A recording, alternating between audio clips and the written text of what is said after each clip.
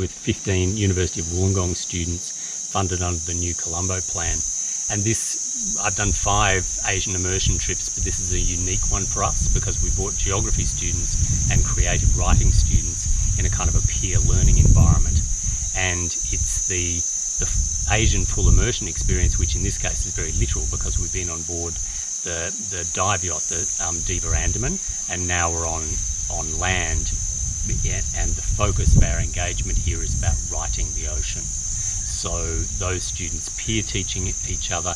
Writing's a professional skill for everybody, and the geographers have particular skills to transfer in the sense of field observations, critical analysis of particular different unusual field situations, and bringing that together in their writing practice. The first 5 days of the program were curated using the ship as a classroom, a studio and a laboratory. Every aspect of the ship's navigation, maintenance, woodwork, engine rooms, supply management were brought in as part of their experience, and they had to take responsibility for all the functioning of the boat, which made it that much more dynamic, using the place as text. In addition to that, being immersed in the Phang Nga Bay created an amazing setting to explore, document, write about and question aspects of geology and deep time. The extensive mangrove systems and land-water junction in that area allowed us to play with the idea of fact-fiction writing while also looking at human use of these spaces. And the crew themselves created a big part of this experience because it challenged the idea of learning and teaching in the formal sense, where we broke barriers and ideas of where expertise really lies and what are the different ways to learn, which breach preconceived ideas of knowledge as well as language. The next 5 days of the program was spent in the forests and in the mangrove creeks of southern Krabi. Here the students got to explore the ethnobotanical knowledge in the region, as well as make performances using all the material that they had collected while they were out at sea on the boat. Here we looked at how local communities use that space for various things and how this space is actually a dynamic zone with tourism, fishing, aquaculture and mariculture being very much present and alive in this space.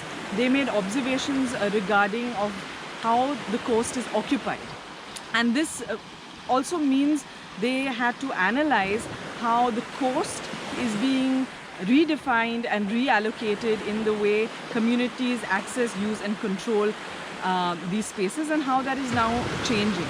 So all of these things put together and the experiences on the boat were then compiled into various writing exercises, performance like I said earlier, as well as interactions with various experts that were available to the students to journal and process that information so that the creative writers and geographers could also engage in that peer-to-peer learning together to make this program a more holistic experience for them. Over the last couple of days, the geography students have been coming up to Michael and me and saying, you know, I don't know how to do with this creative stuff. When we were in the boat and we were trying to describe things, we didn't know what to do. And the writing students have been saying there's been all this science stuff, and I feel stupid because I don't know everything. But it's almost like every activity that we've been doing, for me, seems to be the same kind of activity over and over again, but in a different frameworks. That move from inspiration into the actual writing process can be one of the hardest things to do.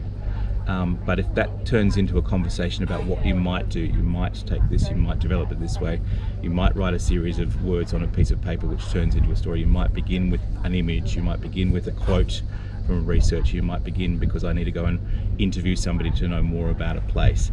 And then that gets like a boat with the barnacles on it, another barnacle comes on and another colour comes in here, or the rocks, another different piece of limestone comes in, or another rock falls down, or a plant grows over the top of it.